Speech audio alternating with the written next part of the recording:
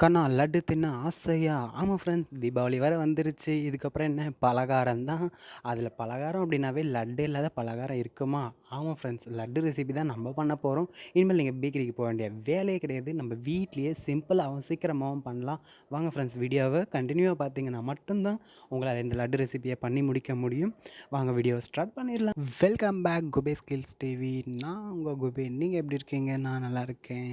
இன்றைக்கான ரெசிபி என்ன அப்படின்னு பார்த்தீங்கன்னா, இன்ட்ரோவில் சொன்ன மாதிரி தாங்க, லட்டு ரெசிபி தான். அந்த லட்டு ரெசிபி பார்க்குறதுக்கு முன்னாடி குபே ஸ்கில்ஸ் டிவியை மறக்காமல் சப்ஸ்கிரைப் பண்ணுங்கள். பக்கத்தில் இருக்க பெல் ஐக்கானை ப்ரெஸ் பண்ணுங்கள். வாங்க இப்போ வீடியோக்குள்ளே போகலாம்.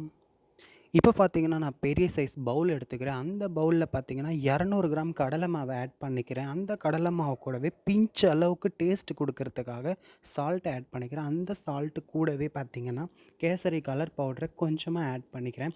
ஆட் பண்ணிக்கிட்டு தேவையான அளவுக்கு தண்ணி ஊற்றிக்கிறேன். தண்ணி ஊற்றிட்டு நல்லா மிக்ஸ் பண்ணுறேன். இந்த மிக்ஸ் பண்ணுறது வந்து எப்படி இருக்கணும் அப்படின்னு பார்த்தீங்கன்னா, கட்டி கட்டியாக இல்லாமல் நல்லா லிக்விடாகவும் இல்லாமல் சேம் கன்சிஸ்டன்சி பதத்தில் இருக்கணும். தண்ணியாகவும் போயிடக்கூடாது. அதுக்கேற்ற மாதிரி கட்டி கட்டியாக இல்லாத அளவுக்கு நல்லா மிக்ஸ் பண்ணி விடுங்க. நல்லா மிக்ஸ் பண்ணி விட்டு இந்த பதத்துக்கு வர அளவுக்கு நீங்கள் நல்லா அதை மிக்ஸ் பண்ணி விடணும். இப்போ பார்த்தீங்கன்னா பூந்திக்கான மாவு ரெடி ஆகிடுச்சு. அதை எடுத்து ஓரங்கட்டி வச்சிடலாம். இப்போ பார்த்தீங்கன்னா அடுப்பத்தை வச்சுக்கோங்க. அடுப்பத்தை வச்சுட்டு வானல் வைங்க. அந்த வானல் நல்லா ஹீட் ஆனதுக்கப்புறம் தேவையான அளவுக்கு எண்ணெயை ஊற்றுங்க.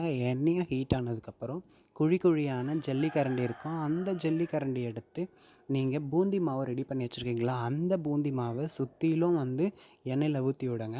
அப்போ தான் வந்துட்டு அது ஒரே இடத்துல அடி பிடிக்காமல் ஃபுல்லாகவே வந்துட்டு பார்த்திங்கன்னா பூந்தி நல்லா பொரிஞ்சு வர ஆரம்பிக்கும்.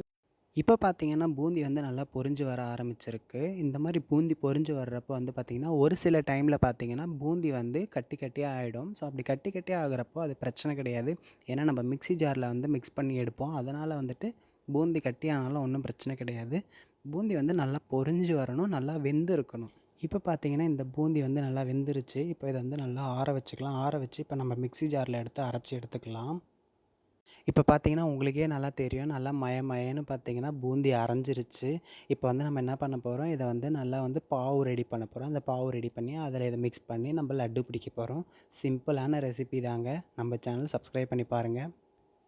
இப்போ லட்டு பிடிக்கிறதுக்காக பாவு தண்ணி ரெடி பண்ணிக்கலாம். பாவு தண்ணிக்கு வந்து பார்த்திங்கன்னா ஃபஸ்ட் அடுப்பத்தை வைங்க. வானல் வைங்க. வானல் வச்சு 2 டம்ளர் தண்ணி, 150 கிராம் சர்க்கரை போட்டு நல்லா மிக்ஸ் பண்ணி விட்டுக்கோங்க. இது நல்லா கொதிக்கிற டைமில் பார்த்திங்கன்னா ஒரு 5 ஏலக்காவை நல்லா இடித்து போட்டுங்க.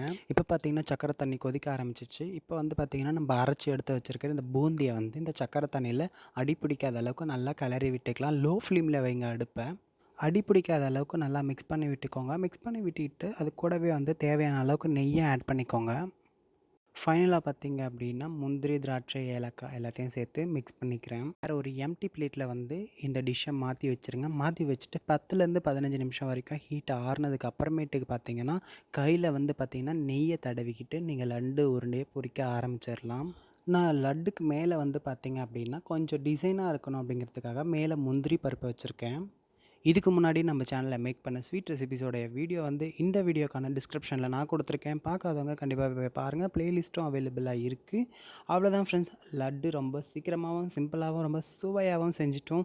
இந்த ஒரு வீடியோ உங்களுக்கு ரொம்ப பிடிச்சிருந்துச்சுன்னா உங்கள் ஃப்ரெண்ட்ஸ் அண்ட் ஃபேமிலிக்கு ஷேர் பண்ணுங்கள். மறக்காமல் நம்ம சேனலை சப்ஸ்கிரைப் பண்ணி பெல் ஐக்கானை ப்ரெஸ் பண்ணுங்கள். வேறு ஒரு இன்ட்ரெஸ்டிங்கான வீடியோவில் பார்க்கலாம். பாய்.